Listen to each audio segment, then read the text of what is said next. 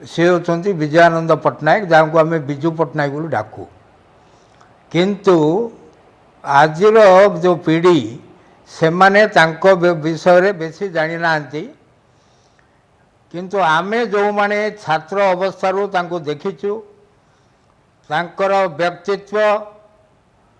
तांकर नेतृत्व तांकर कृतित्व से सबू को जब आम आलोचना करवा ए आगामी पीढ़ी पे निश्चित भाव यह उत्साहप्रद हम आम मैंने विजु बाबू को केमी देखा ना छात्र अवस्था से थिले क्रीड़ाविद छात्र अवस्था से उत्कलमणि गोपबंधु द्वारा प्रभावित छात्र अवस्था से बहु प्रकार सक्रिय अंशग्रहण करचंती एवं छात्र सी जाई साइकिल रे मध्य पेशवार जाइचंती एवं आपण मैंने देखिए जे स्वाधीनता आंदोलन रे सी अंशग्रहण करी मध्य जेल जाइथिले किंतु तांकरी नेतृत्व किंबा तांकर राजनीतिटा 50 वर्ष धरी उद्ध होईची कहीं 1946 ठारू आरंभ करी 1970 पर्यंत सी भारतीय जातीय कांग्रेस रे थिले एवं 1970 मसीहा ठू आरंभ करी 1997 एप्रिल 17 तारीख रे तांकर देहावसान पर्यंत सी अण कांग्रेस राजनीति थिले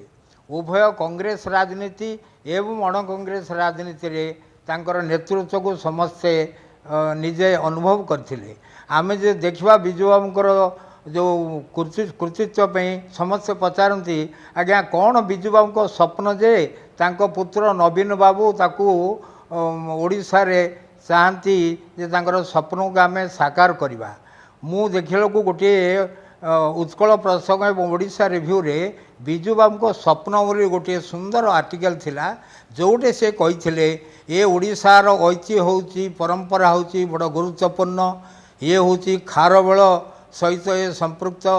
ये दिने ये गंगारू गोदावरी पर्यंत ये व्यापीला आमर जो खनिज संपद अच्छी जो वनज संपद अच्छी जो मानव संपद अच्छी जो 482 आमर बेलाभूमि अच्छी ये सबू को आम व्यवहार करी ओडिशा को एक प्रगतिशील एक समृद्धिशील राज्य परिणत करवा ये कुलिगिरी कुलिगिरी रही ना मुझे महाविद्यालय पाठ पढ़ुली तांकर पेपर जो थिला कलिंग सेठ बाहर विजु बाबूंकर जो भाषण वाकर तार हेडलाइन थिला ओडिशा रे कुलिगिरी रहिबो नाही ओडिशा को मु द्वितीय बॉम्बे करी कहीं ओडिशा रे समस्त प्रकार संपद अच्छी से संपद सविनियोग करी आपण मैंने जाथे जे स्वप्न भितर थिला आमे प्राकृतिक विपर्य उद्धार केमती हेबा आमर कृषि उन्नति केमती हेबो आमर जलसेचन उन्नति केमती हेबो आमर गमनागमन उन्नति केमती हेबो आमर पावर जनरेशन केमती हेबो क्रीडा रे ओडिशा केमती उन्नतर हेबो सबु क्षेत्र में सर्वांगीन उन्नति पे तांकर जीवनटा उत्सर्गित थिला एथिरे संदेहर कौन अवकाश नहीं निश्चित भाव।